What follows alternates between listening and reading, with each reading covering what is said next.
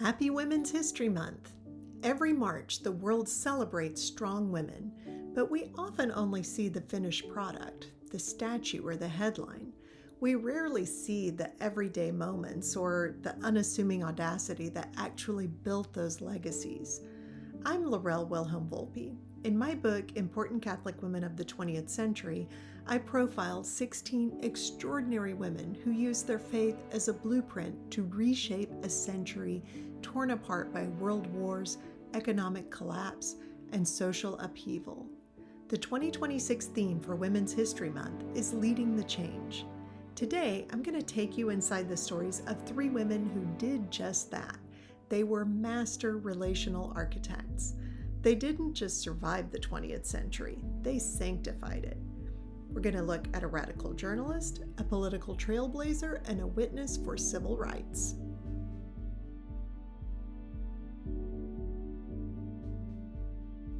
Let's set the stage. It's the 1930s. The Great Depression has turned the world upside down. In New York City, a woman named Dorothy Day is selling a newspaper for a single penny. But this isn't just a newspaper. This is a call for a revolution of the heart. See, Dorothy had lived through the 1906 San Francisco earthquake as a child, where she first saw her neighbors helping the homeless. But from there, she went on to have a pretty bohemian lifestyle. As she grew, she turned into quite the partier with her friends. She eventually dropped out of college and had jobs here and there with different socialist newspapers. But when she became Catholic in 1927, her passion for the poor found its true north. By 1933, Dorothy had co-founded the Catholic Worker Movement. She didn't just write about social justice in a newspaper, though. She created houses of hospitality. And these were not simple shelters. They were homes where volunteers lived in poverty alongside the people they served. By 1939, there were 40 of these houses across the United States. One of the things I love about Dorothy is her balance.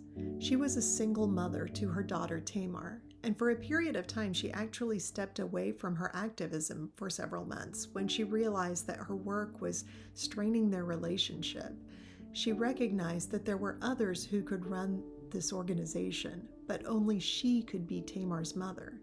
That is an example of leading the change we don't talk about often enough.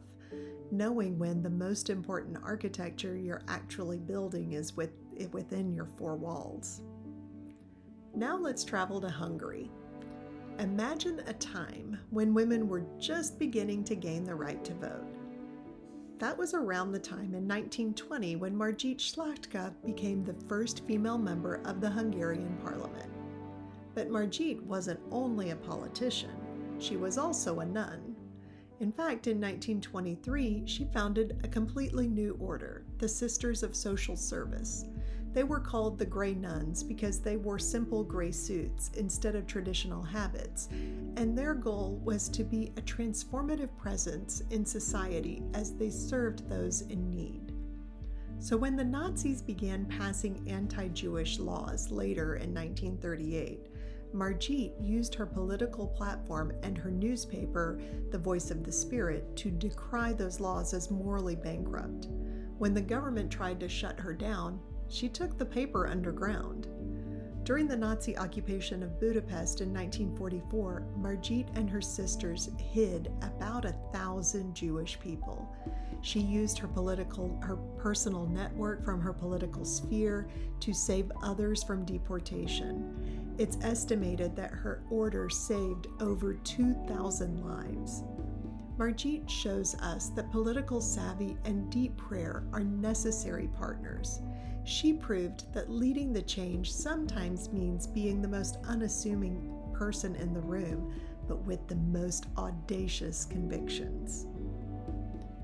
Now, the witness of Selma. While she doesn't have a specific chapter in my book, we would be remiss to talk about 20th century architects of connection and not mention Sister Mary Antona Ebo.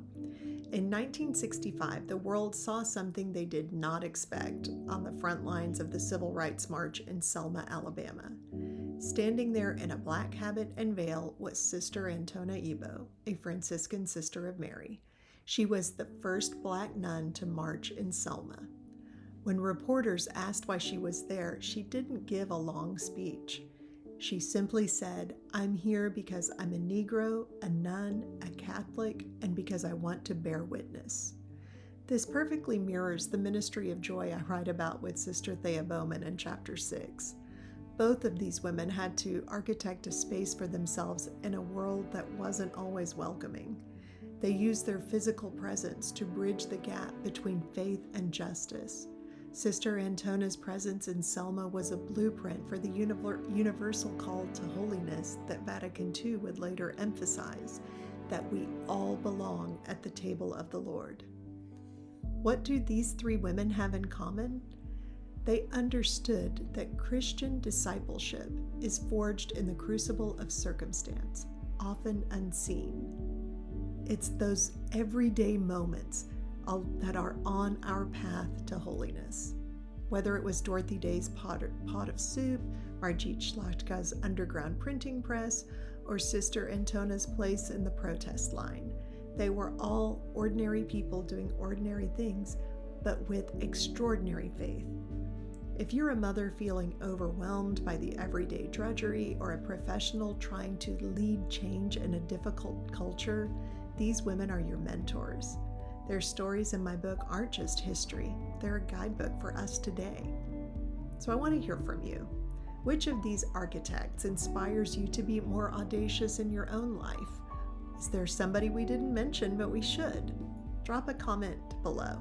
And if you want to read all 16 stories, including the incredible philosophers, martyrs, professionals, mothers that I didn't get to today, you can find a link to Important Catholic Women of the 20th Century below in the description. Don't forget to like and subscribe for more stories of faith and connection. I'm Lorel Wilhelm-Volpi. Keep building those bridges. I'll see you in the next video.